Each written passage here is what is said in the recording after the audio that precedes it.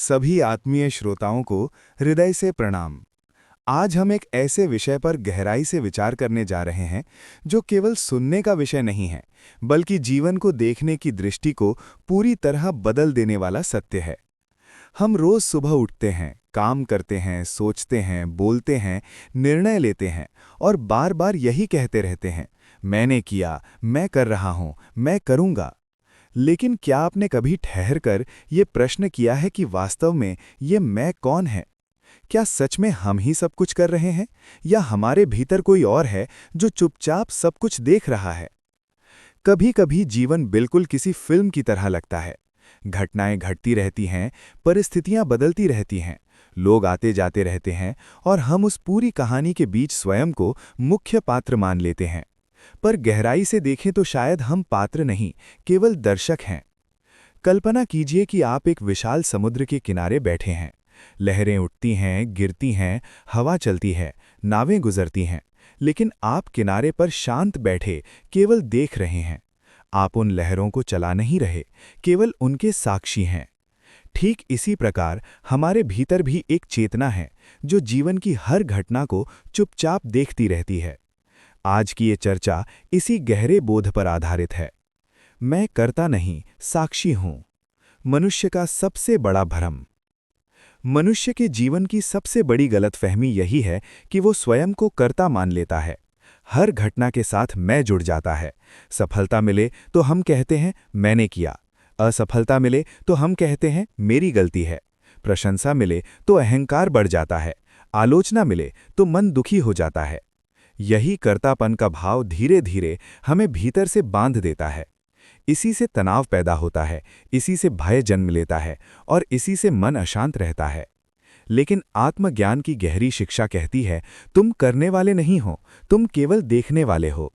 जिस दिन ये बात समझ में आ जाती है, उसी दिन मन का सारा बोझ हल्का हो जाता है। मित्रों, बचपन से हमें यही सिखाया जाता है, मेहनत करो, कुछ बनो, कुछ हासिल करो, कुछ करके दिखाओ। धीरे धीरे ये भावना इतनी गहरी हो जाती है कि हम जीवन की हर घटना को अपने ऊपर ले लेते हैं। कोई हमारी प्रशंसा करे तो खुश हो जाते हैं, कोई आलोचना करे तो टूट जाते हैं। कारण केवल एक है, हमने स्वयं को कर्ता मान लिया है। जैसे कोई व्यक्ति पूरे दिन अपने कंधे पर भारी बोझ लेकर घूमता रहे, जबकि वास्तव में उस बोझ को ढोने की आवश्यकता ही ना हो। ठीक ऐसा ही कर्तापन का भाव है। ये एक अनावश्यक मानसिक भार है जिसे हम बेवजह अपने ऊपर लादे रहते हैं। सोचिए, एक बड़ा नाटक चल रहा है। मंच पर अलग अलग पात्र अपनी अपनी भूमिका निभा रहे हैं। कोई राजा बना है, कोई मंत्री, कोई सेवक, कोई व्यापारी। लेकिन अभिनय समाप्त होते ही सब जानते हैं कि वे केवल अभिनेता थे, असली राजा या सेवक नहीं। पर यदि कोई अभिनेता मंच से उतरने के बाद भी स्वयं को सचमुच राजा समझने लगे तो वो भ्रम में जीने लगेगा। ठीक इसी तरह हम जीवन के मंच पर अपनी भूमिकाओं को ही अपना वास्तविक स्वरूप मान लेते हैं और यहीं से दुख की शुरुआत होती है। साक्षी का वास्तविक अर्थ। साक्षी का अर्थ है केवल देखने वाला, जानने वाला, अनुभव करने वाला। वो जो किसी भी घटना में उलझता नहीं, बस उसे घटते हुए देखता है। जैसे आकाश में बादल आते जाते रहते हैं, पर आकाश उनसे प्रभावित नहीं होता, वैसे ही हमारे भीतर साक्षी चेतना हर परिस्थिति से अप्रभावित रहती है। विचार आते हैं, चले जाते हैं, भावनाएं उठती हैं, शांत हो जाती हैं, परिस्थितियां बदलती हैं, पर भीतर का साक्षी स्थिर रहता है। मित्रों, कल्पना कीजिए कि आप रेलवे स्टेशन पर बैठे हैं। एक के बाद एक ट्रेनें आती हैं, जाती हैं। कुछ ट्रेनें तेज होती हैं, कुछ धीमी होती हैं, कुछ में शोर होता है, कुछ शांत होती हैं, पर आप अपनी जगह बैठे केवल उन्हें आते जाते देख रहे हैं। ठीक इसी प्रकार विचार भी ट्रेनों की तरह मन में आते जाते रहते हैं। क्रोध आया, गया, खुशी आई, गई, चिंता आई, गई, लेकिन जो इन सबको देख रहा है वही साक्षी है। मन को एक दर्पण की तरह समझिए। दर्पण के सामने जो भी आता है वो दिखाई देता है, सुंदर भी, असुंदर भी। पर दर्पण किसी से प्रभावित नहीं होता, वो किसी दृश्य को पकड़कर नहीं रखता। हमारी साक्षी चेतना भी ठीक वैसी ही है। उसमें विचार और भावनाएं आती जाती रहती हैं, पर वो स्वयं अछूती रहती है। समस्या तब पैदा होती है जब हम दर्पण नहीं, प्रतिबिंब को अपना स्वरूप मान लेते हैं। दोस्तों, जैसे ही हम स्वयं को कर्ता मान लेते हैं, जीवन में तनाव अपने आप आ जाता है। परिणाम की चिंता, असफलता का डर, लोगों की राय का भय, ये सब कर्तापन के कारण ही पैदा होता है। यदि कोई किसान बीज बोकर ये सोचने लगे कि फसल उगाना केवल मेरे हाथ में है, तो वो निरंतर चिंता में रहेगा। लेकिन यदि वो समझ ले कि मेरा काम केवल बीज बोना है, बाकी सब प्रकृति की प्रक्रिया है, तो उसका मन शांत रहेगा। यही साक्षी भाव की समझ है। व्यावहारिक जीवन में साक्षी भाव।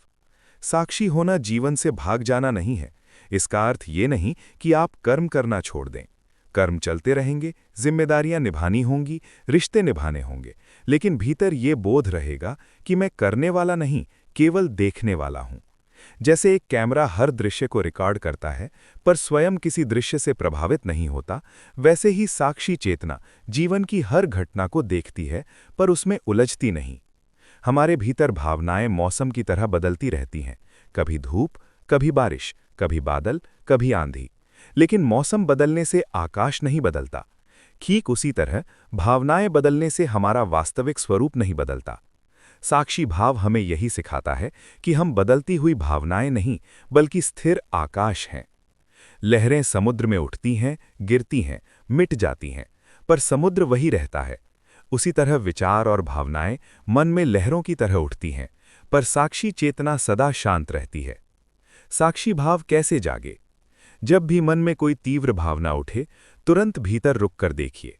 ये भावना उठ रही है, लेकिन मैं इसे देख रहा हूं। जब विचारों का शोर बढ़े, चुपचाप जानिए, विचार आ रहे हैं, पर मैं विचार नहीं हूं। धीरे धीरे ये देखने की क्षमता गहरी होती जाती है और भीतर स्वाभाविक शांति स्थापित हो जाती है।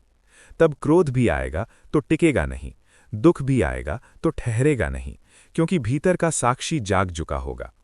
मित्रों, जीवन एक विशाल रंगमंच है। यहाँ हर व्यक्ति अपनी भूमिका निभा रहा है। भूमिकाएं बदलती रहती हैं, पर साक्षी वही रहता है। जब हम स्वयं को भूमिका समझ लेते हैं, तब बंधन पैदा होता है, और जब स्वयं को साक्षी जान लेते हैं, तब मुक्ति का अनुभव होता है। साक्षी भाव का अर्थ है कर्म करते हुए भी अकर्ता होना, बोलते हुए भी मौन होना, संसार में रहते हुए भी संसार से मुक्त होना। अंत में सभी श्रोताओं से विनम्र निवेदन है कि आज से अपने जीवन को एक नए दृष्टिकोण से देखना शुरू कीजिए। हर परिस्थिति में बस एक बात स्मरण रखिए, मैं विचार नहीं हूं, मैं भावना नहीं हूं, मैं कर्म नहीं हूं, मैं शरीर नहीं हूं, मैं केवल साक्षी हूं, शांत, स्थिर और मुक्त। जिस दिन ये बोध भीतर गहराई से उतर जाता है, उस दिन जीवन संघर्ष नहीं, उत्सव बन जाता है। परिस्थितियां आती जाती रहेंगी, पर भीतर की शांति अडिग रहेगी। जीवन को बदलना नहीं है, केवल देखने का ढंग बदलना है, और यही है साक्षी भाव की सबसे बड़ी शक्ति। मित्रों, अगर ये वीडियो आपको अच्छा लगा हो तो लाइक करें, चैनल को सब्सक्राइब करें और इस आध्यात्मिक यात्रा में हमारे साथ जुड़े रहें। सभी को हृदय से प्रणाम। राधे राधे।